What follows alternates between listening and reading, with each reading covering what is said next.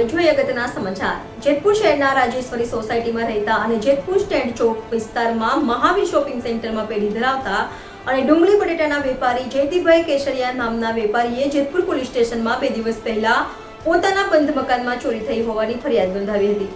સાથે જ ફરિયાદીની પત્ની બીમાર હોવાથી જેતપુરના કણકિયા પ્લોટમાં ખાનગી હોસ્પિટલમાં સારવાર માટે દાખલ કરેલી હતી।